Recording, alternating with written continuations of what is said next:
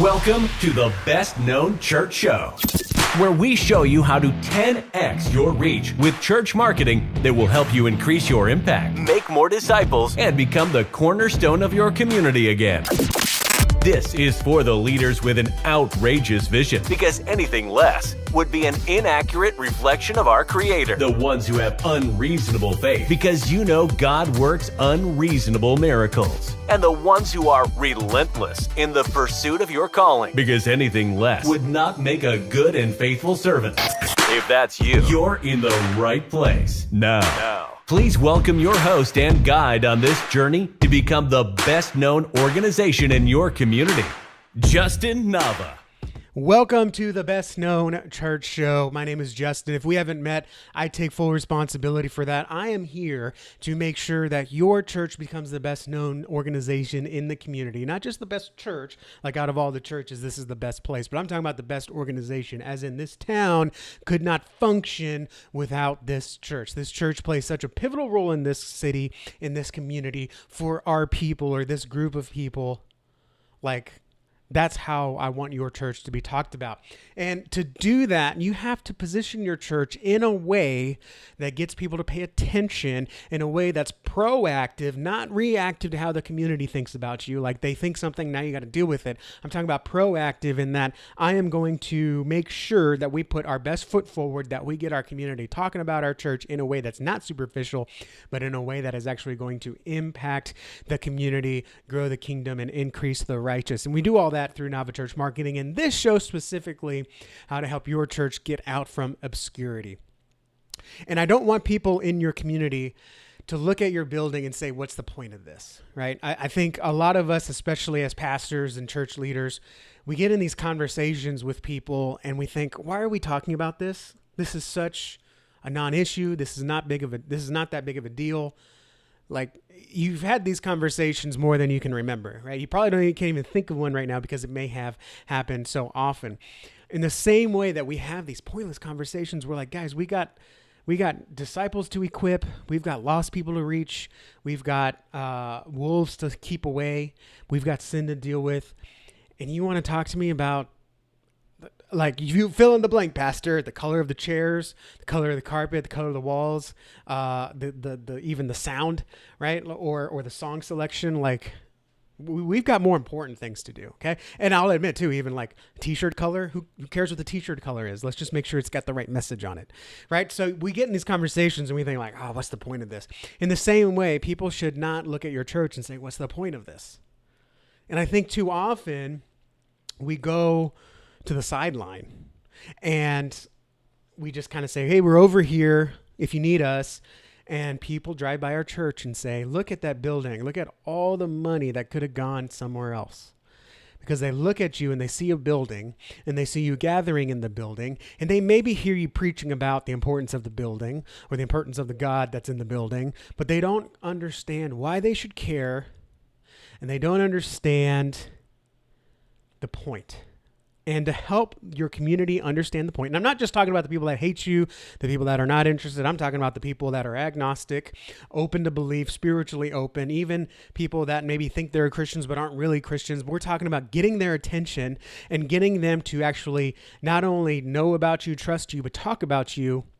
Because here's the deal, and I'm going to get into my main point first today, is the importance of public relations for church. If you want more people to trust your church, to spread the word about your church, to get excited when they're even invited to your church, you must learn the importance of public relations. Look, best example I can give you of public relations, okay? We're in Texas. We get weekly solar panel guys coming to our door saying, hey, you want to buy some solar panels, okay? Now, when I first moved into my home, these guys would come up and they would say, hey, solar panels, what do you think? Or, hey, do you want to save some money on your electric bill? Or, hey, do you want to take advantage of a $10,000 tax credit that's going out, right? Whatever the message is. Once I found out they were talking about solar panels, I immediately lost interest. I hadn't done any research. I'm agnostic on solar panels, right? Like, got them great, can afford them great, use them great, environmental great, but I could care less right now, okay?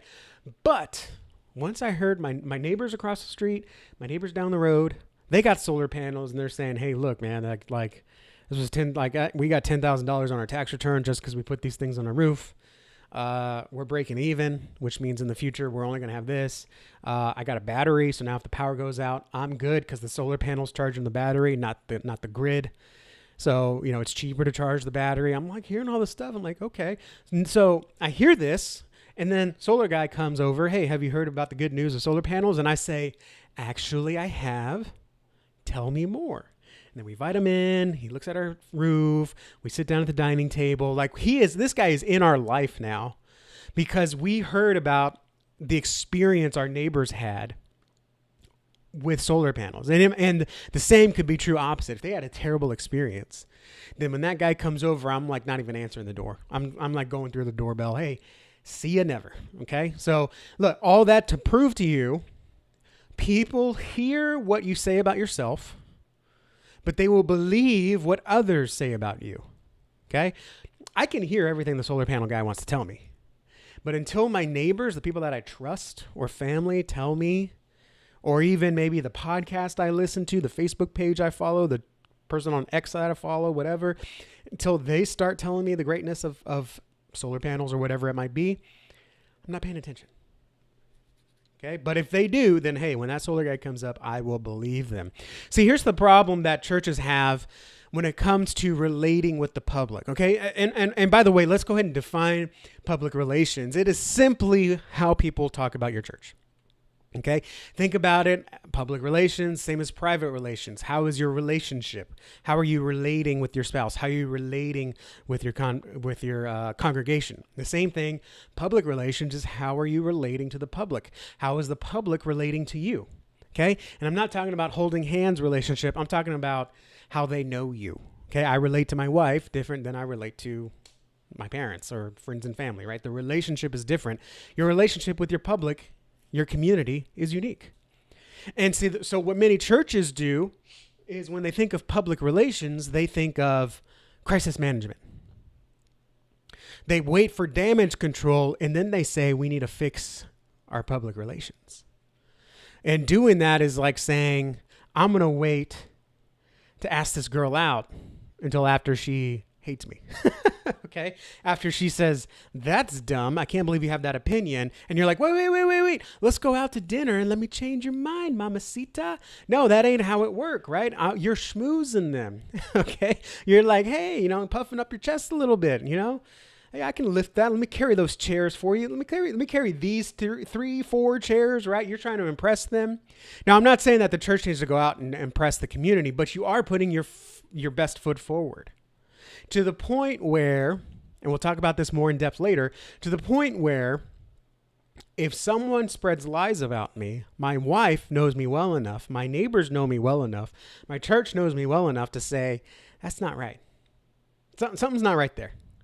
I don't know if I trust that. That doesn't sound like the Justin I know. And in the same way, too many churches are waiting until the negativity gets out there, either through like legit pastoral abuse, mistakes, falling from grace, whatever you want to call it.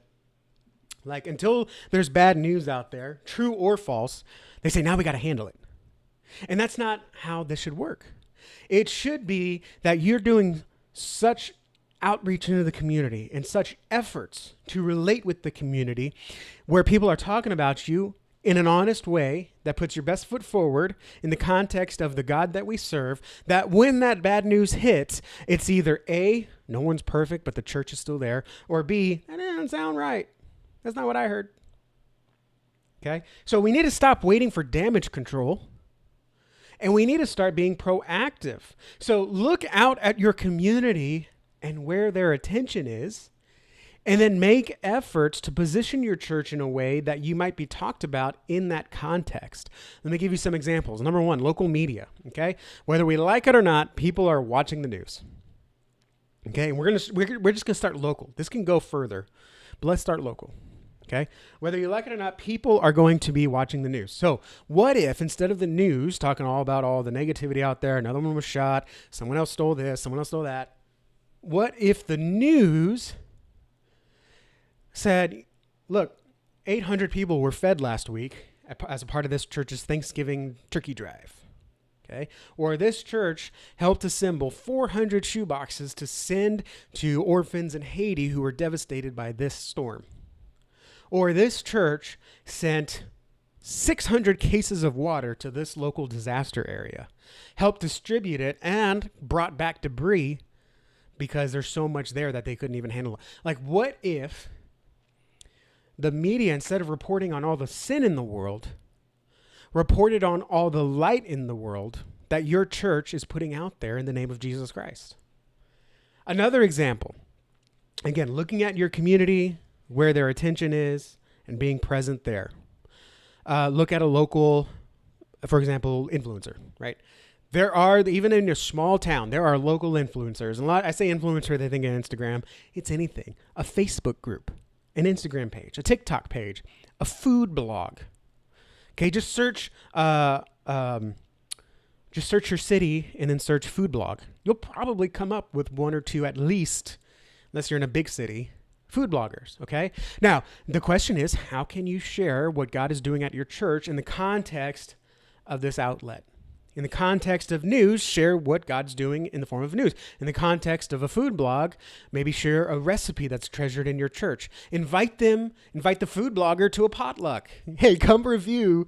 I mean, can you imagine scrolling through and seeing TikTok video and they scroll through and it's like, hey, I'm the food blogger for Miami, and I went to a church potluck, and you will not believe the experience that I had.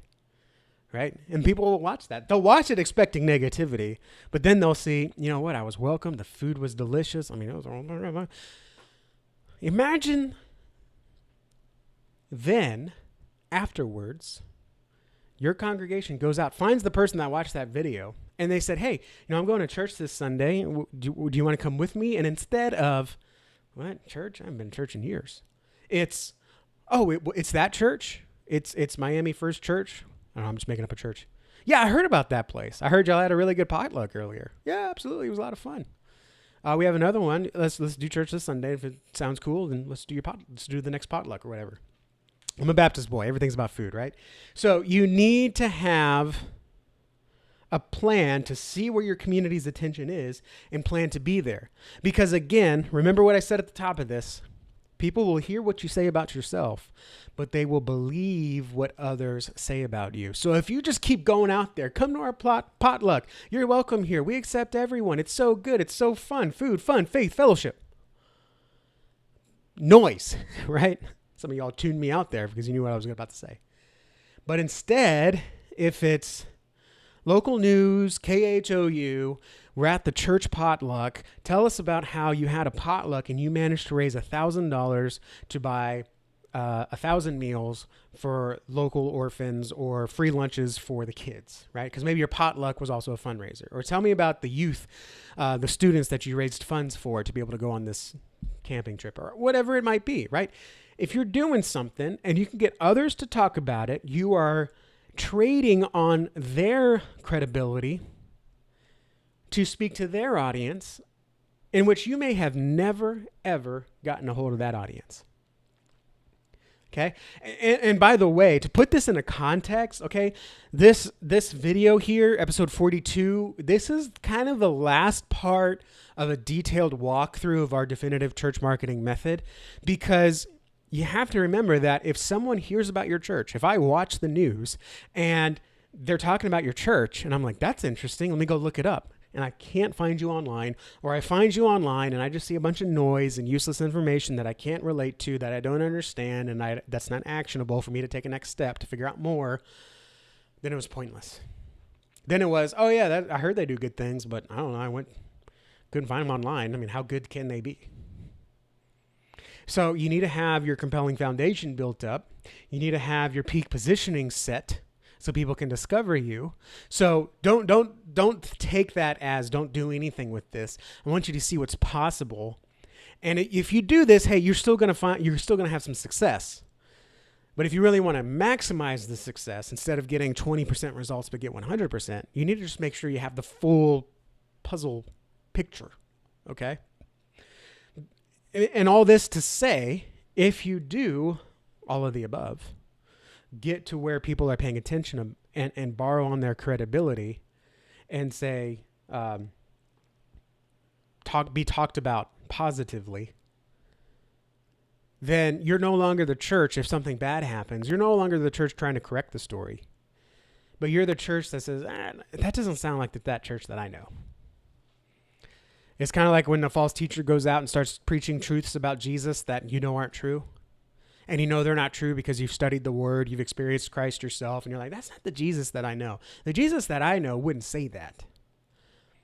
What if your community could say the same thing about your church? If someone badmouths it, if someone's having a bad day and decides to pick on you, or maybe if there's like an actual liability in the church, you're not in damage control, but you've built up enough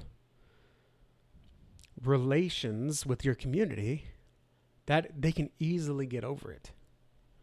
Because if you're dating for a week and you're caught in a lie, the relationship's probably going to be over.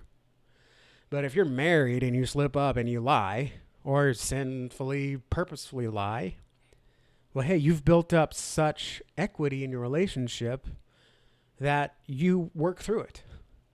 And in the same way, if something negative gets out about your church and no one's heard about you, that's what you're known for.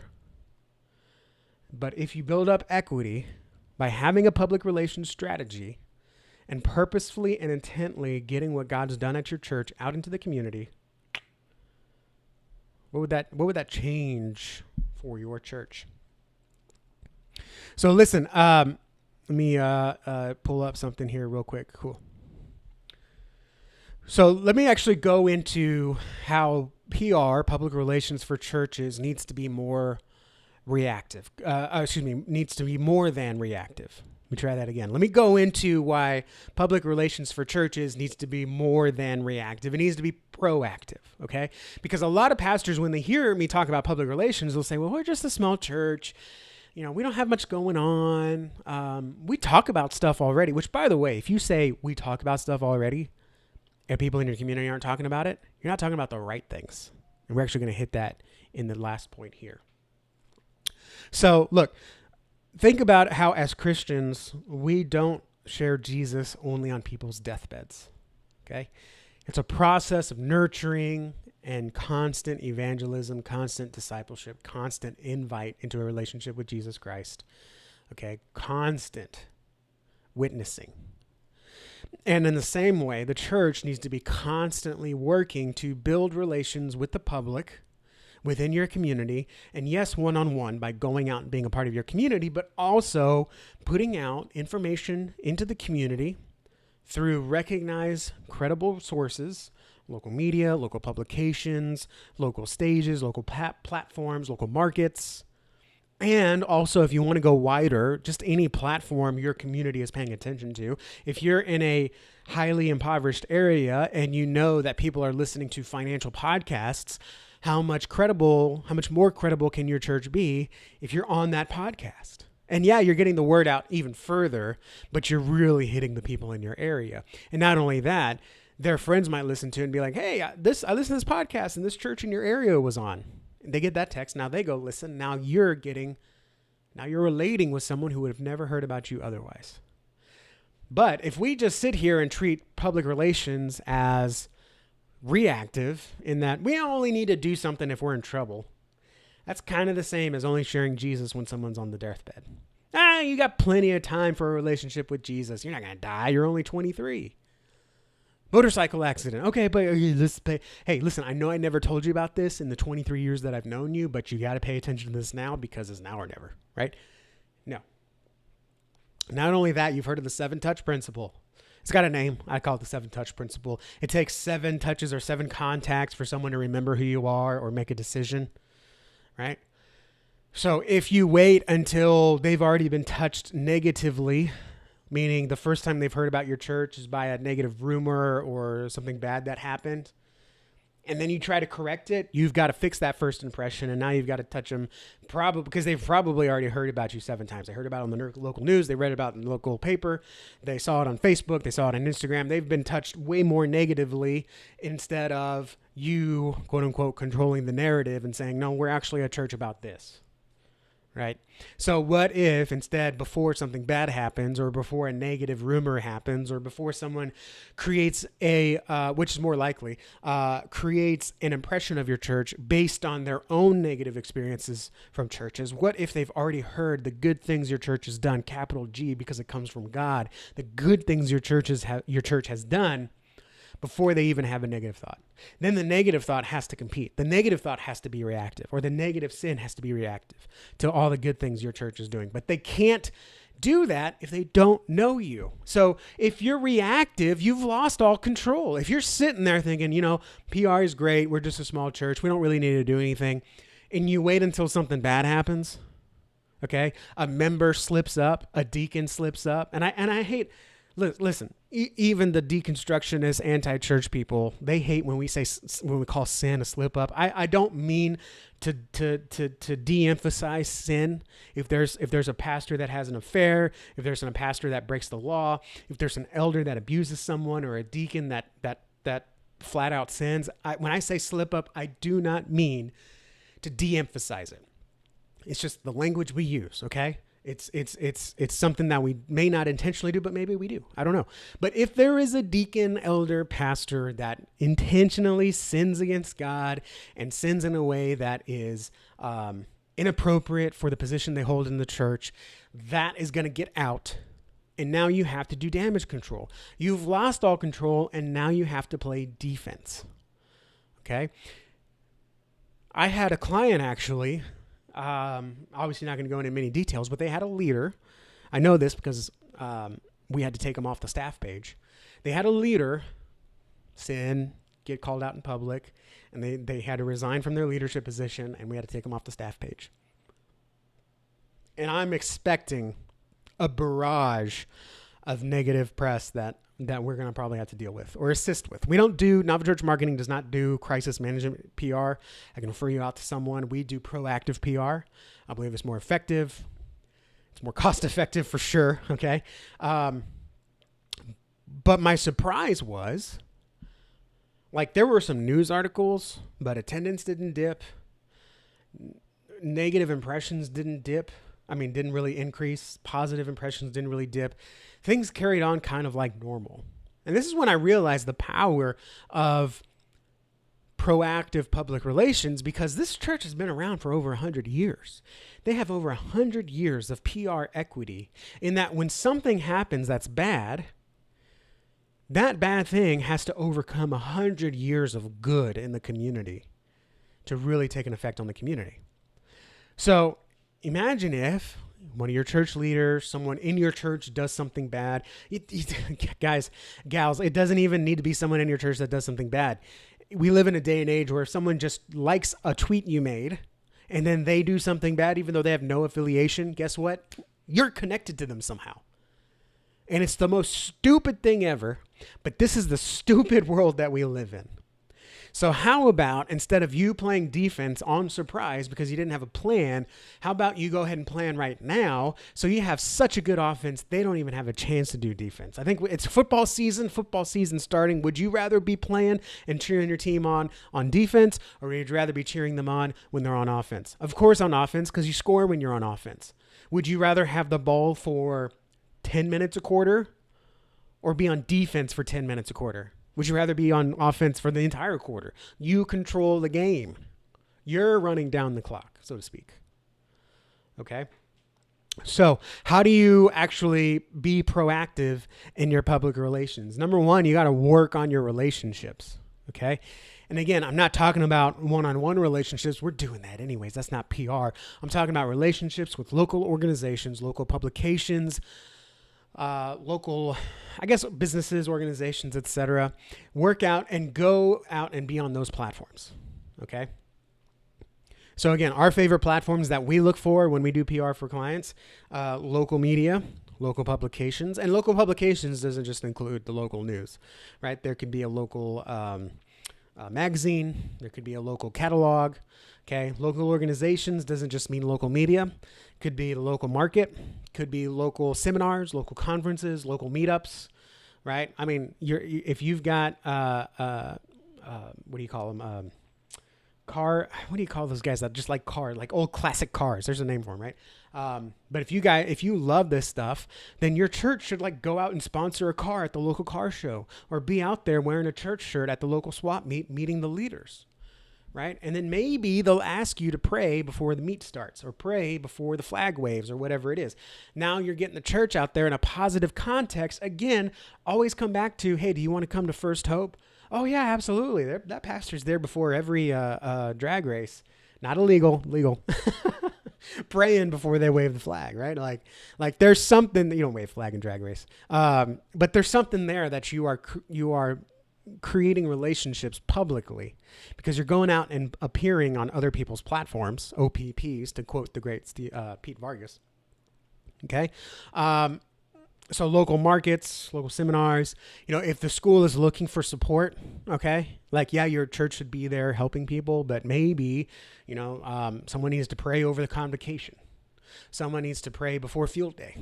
They want someone to come pray before the football game. Like you need to be creative and look out there and say, where could we fill a position in our church, in public communities, public organizations. Okay. And then not only that, you've got to be proactive, guys. The news is never going to call you asking for good news, okay? The local media or even the national media is never going to call your church saying, hey, what's God doing in your church, okay? If the news calls you and you haven't done anything intentionally, that's a scary call, especially because that's usually when you learn about it. Hey, we understand that this person did this bad thing in our community, and we just found out they were a member of your church. Care to comment on this?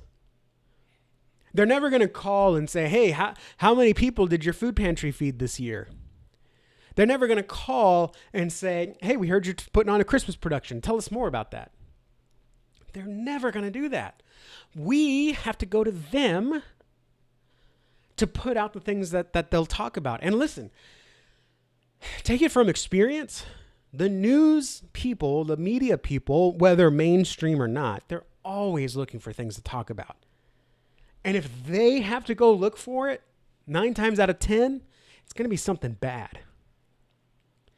But what if they're sitting there like, hey, we need another story to run, and then a press release comes across their desk saying, hey, did you know that this church turned 30 years in our community?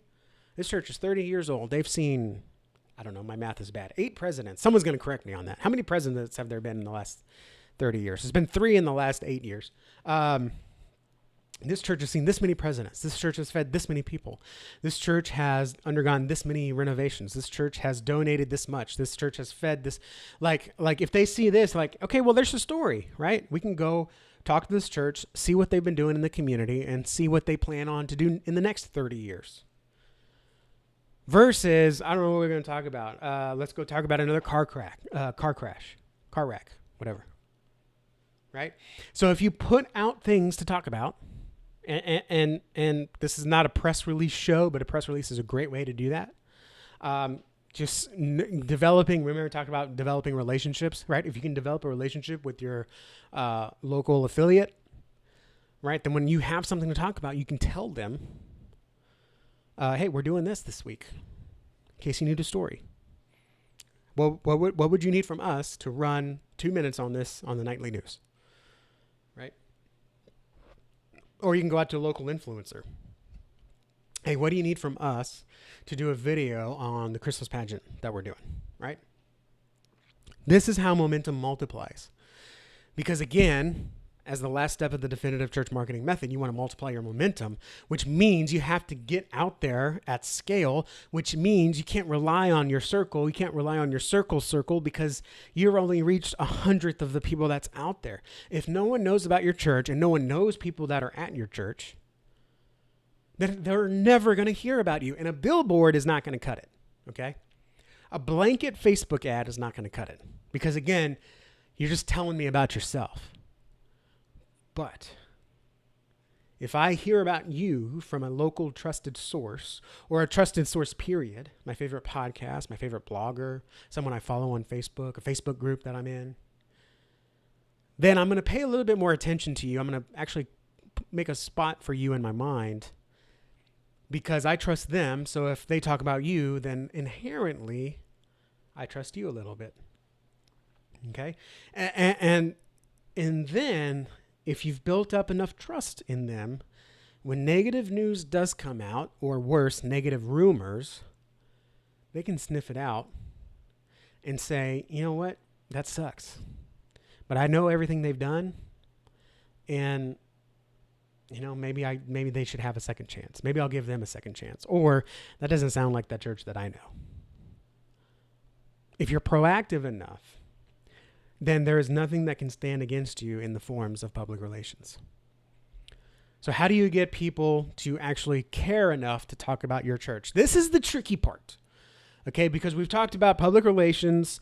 It is important to get other people talking about you, to borrow on credibility and borrow on trust, to be inherently trusted because you appeared on someone's platform that your community trusts.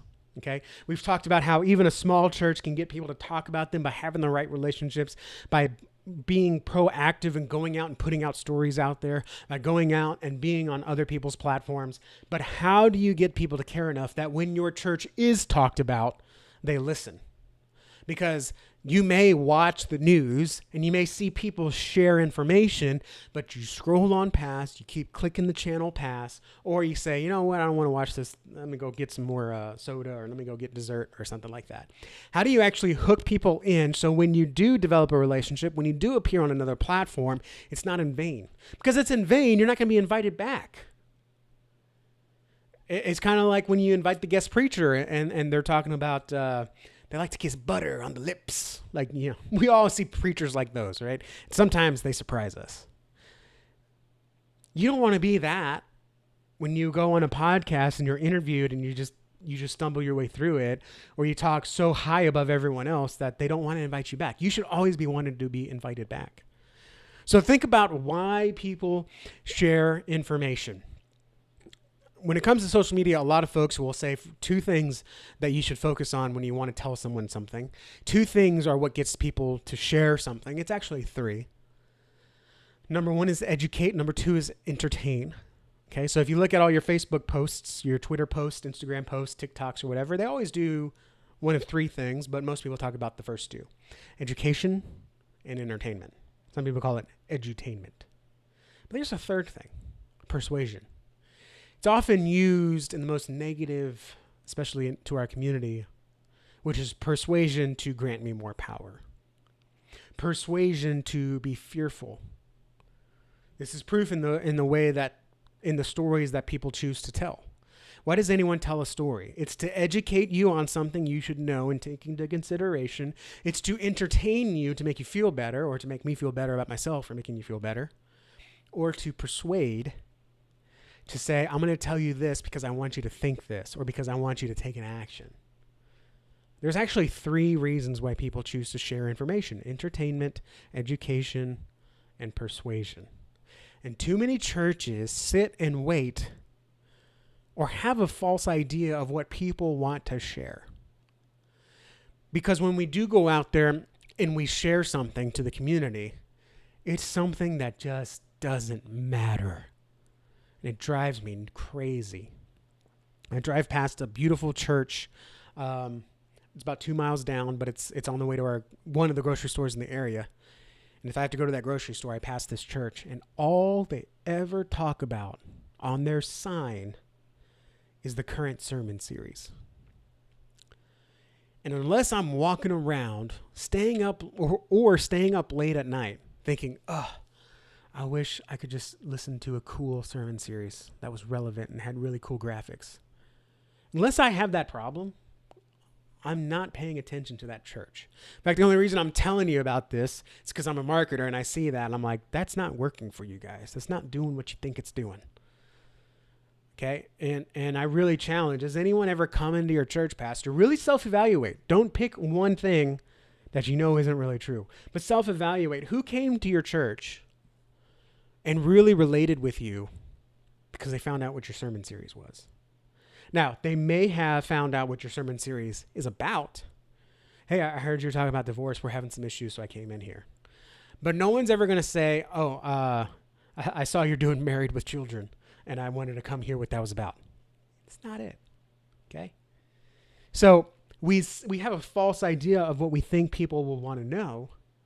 And therefore, they're not going to share us. They're not going to pay attention to us. They're not going to talk about us. Same thing, I think it's fine to be excited because you got new building, new carpet, new chairs or whatever. But if you put out a press release about that, First Baptist renovates their building with a $500,000 renovation grant. No one cares. No one cares. But if you renovate so you can open a new low-income daycare, if you renovate so you can add on a community center to your sanctuary, if you renovate because something of value happens as a result, that's what you can talk about. That's what gets people talking about. So instead of, did you hear about that church spent $500,000? It sounds kind of cheap now that I think about it, but spent $500,000 getting an add-on to their sanctuary. How much space do these Christians need? Or, did you hear that church spent $500,000 to add a community center? So during the week, it's going to be a low-income daycare for single moms and widowed moms.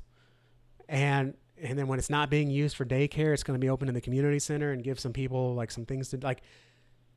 That speaks more volumes to your community, and that's what's going to get them to share because it's entertaining. It makes me feel better about myself. It's persuading. Like Christians are going to share it, be like, hey, look at how great our church is.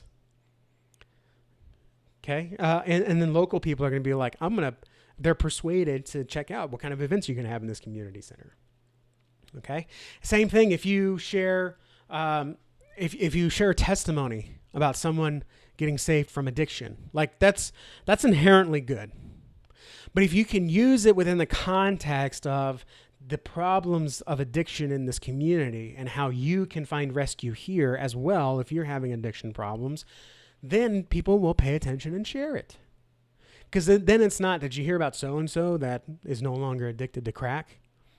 But instead, did you hear about how this church has a new program, a new NA program? They got 30 people meeting there every week. And in fact, one guy even said this. That's crazy. Right? Like, what can you share that would make someone say, that's crazy? Or the most militant atheists say, God, that's crazy. I don't believe that. Right? Because they choose to not to believe it. So let me give you some practicalness here to get other people talking about your church. Number one, examine the stories of your church, the news, and and your events. And then think about what would get people talking about that in line at the grocery store. I always love in line at the grocery store. Okay, because you've got one focus, get everything on the belt. And you've got urgency because eventually you're going to have to get in your wallet and pay. So what's going to get people to say, oh man, did you see this? That's crazy. Or, hey, look at this, like point at the magazine. Stop what they're doing. And like food magazines are really good at it, right? You get in the checkout line. You're like about to unload your stuff and you're like, oh, look at that cake, right? Like what's going to stop and get people's attention to want to actually investigate you? So look at the stories. What are the stories of miracles? What are the stories of goodness? What's the news? Is there any milestones? And then your events, you can't just communicate your events. No one cares about your potluck.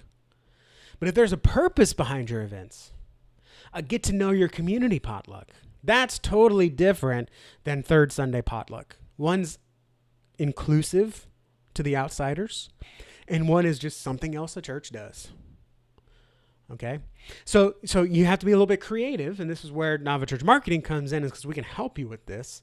But instead of saying, we've got a block party next Sunday, it's a community gathering free block party with face painting and dunking booth for the kids and free barbecue. Because the last thing you need to worry about at a block party is what you need to eat beforehand. Right? And the purpose of which is to get to know the community, get to know your neighbors. Okay, we're doing events for a client. We're planning promotional events for a client to help promote them. It's all about family friendly because where they're at, there aren't a lot of family friendly events. Or when there is a family friendly event, they kind of question like, do I really want to bring my kids here? But if a church can say, hey, we've got a family friendly a day at the park. We'll have music. We'll have carnival games. We'll have hot dogs and hamburgers. And this is a place where you can come. There's a bouncy house. Don't worry about your kids being exposed to anything dangerous. This is a place where you can meet other like-minded family members and just have fun on a Sunday afternoon. Okay? That is valuable to me. But if I position it in the way that the church's purpose is, hey, we're going to have a family-friendly event so we can learn more about you and invite you to church and get a hold of your kids and indoctrinate them in the message of Jesus Christ, right? That's not going to communicate. That ain't going to play. But if you can communicate the purpose in which it's valuable and speaks to someone, they will want to share that. They will want to participate in it. And then you can use that event for the purpose of your church, to get to know them, to invite them to church, to share Jesus with them and their children. Like, that's great. But you got to remember how these things communicate. So look at what's there that's valuable to your community. And if you don't have anything, figure it out. Like, maybe this is a great time for planning session because what we're doing right now, no one cares about. So maybe it's time to pivot, to adjust, to iterate. Okay? Give people a reason to talk about you, and they will. If you don't give them a reason to talk about you, they will find a reason, and that will not always be good. In fact, I would say that will never be good if you wait for someone to talk about you. Okay? And not only that, let's say if you did, pastor, if church leader, if you did do all the steps, right? You're putting out press releases, you're making inroads, you're being on stages, you're being on platforms, you're being at the market, you're actually making a big local splash in the community. But if I'm going to go to a block party, potluck, special event, Christmas cantata, whatever at this church, I'm going to look it up first just to make sure it's not crazy, just to look and see where it is, how far away is it from my house. And if I search for your church and I don't find you online, that's a problem. But even worse is if I find you online and I see that you're crazy, I see that you're shallow, I see that all you want to do is just get my money. If I get a false impression of your church, it doesn't matter how good you relate with me in the public, because when I go into a more private session, I don't understand who you are. I'm scared away, and all that work and all the goodness that you did before is for naught. Which is why you need to make sure to go to navachurchwebsite.com, navachurchwebsite.com, so you can make sure at the very least your website's homepage is giving a positive, accurate, engaging first impression of your church.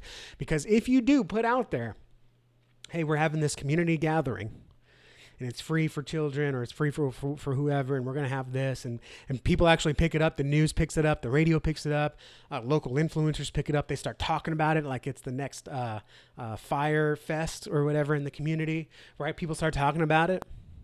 And then they're like, well, who's putting this on? And they go onto your website and it's just, welcome home. Okay, weird. I guess not. Never mind. Sorry. Like they want to make sure that they know who they're going to. So go to navachurchwebsite.com. There's a framework there on how to make the best first impression. It's the same framework we use that helps churches triple their guests in 14 to 90 days. It says 14 on the website, but hey, let's be honest, that was one person. But hey, we're going to sell it that way because if it can work for them, it can work for you. But at the very least, 90 days. If in 3 months you triple your church guests, what would that do for your church? That's what navachurchwebsite.com can help you accomplish. Look, I like to say, if you've listened to me at any time, you've heard me say this. If you ask a vegetarian what the best steakhouse in town, they will be able to tell you. That's the best steakhouse in town. I will never go there, but they say that's the best steakhouse in town. So what if you proactively get the good news of what your church is doing in a valuable way to your community, build relationships with local organizations, local publications, local podcasts, blogs, or even national podcasts and blogs that your community is listening to. And you appear on those platforms. You're on their lips in a positive way. You can get people that don't know that they don't know you to now know you and consider you. And if you followed the definitive church marketing method up to this point, when they try to find something bad about you, all they're going to do is find testimonials of what God's done at your church. They'll find an open, welcoming, and engaging web presence that understands their needs and empathizes with them and also says, there's something better for you. Follow us to the answer. It's hard to say no to something like that. So everything here is going to work for you, but if you do it in the context of the entire puzzle, the entire roadmap of the definitive church marketing method, you could dramatically shift the tide of how your church is perceived in the community to where you're no longer the best kept secret, but you're one of the most talked about entities. And instead of waiting, when's it going to happen? When is someone or something going to say something? And we're going to have to deal with it. You can be putting in the effort right now to get your community to say, that place is at least worth considering. That place is at least not like the ones I grew up with. There's something going on there. And then eventually, when God calls them, they'll say, all right, it's time for me to connect with that place. Then it won't even be a question of what church do I go to. It'll just be a question of remind me of when their services are and how do I get there. Thank you for watching the Best Known Church Show. This has been episode 42, and this is kind of the end of a 9-part series going through each one of our steps of the definitive church marketing method. For the rest of the show, this show is going to go on for as long as we're doing this. We're going to take pieces of the definitive church marketing method, and we're going to dissect them even further. So if you have questions about certain steps over the last 9 episodes, if you have questions about your messaging, your branding, intentionality, online guest gifts, your web design, your SEO, your how to get Facebook reviews or YouTube reviews or Google reviews, how to do your Facebook ads right, how to do your Google ads. My Google ads aren't spending money. I'm already hearing about that. We got the Google ad grant, but it's not working. Or more questions about what we talked about today. Go to thebestknownchurchshow.com. You can ask a question. You can leave a voicemail to be played on the show. All that information will be at the back when the credits roll. But we're going to go really deep, and I want the next section, it's not a season, but the next section of the Best Known Church Show to really directly address what you're struggling with, what you want to get into. This is the proven way to triple your church guests, and yes, even 10 times the number of church guests coming to your church in a year, where you get to the point where you have to actually seriously consider, do we need a second service? Do we need a third service? Do we need to plant a new church? What are we going to do? Because we're impacting so many people, and they keep wanting to come back. Like, that's the best problem to have. So if you have any questions about implementing this, ask them. We will dedicate part, if not whole, of the show on it. Leave a review if you're watching this as well. I'd love to get more people sharing about how this show is giving them new ideas, inspiration, and execution to go out and get more people knowing the church so their church can make a greater impact. God bless you guys, and I'll see you all next week. That's going to do it for today's episode of the Best Known Church Show with Justin Nava. Be sure to subscribe to stay updated on the latest news, strategies, and resources that you need to reach 10x more people and become the best known in your community. To send us a message or leave a voicemail for Justin to be played on a future show, visit thebestknownchurchshow.com. And if you'd like to work with us so you can focus on your ministry, give us a call at 832-861-7654. Until next time, stay outrageous, unreasonable, and relentless.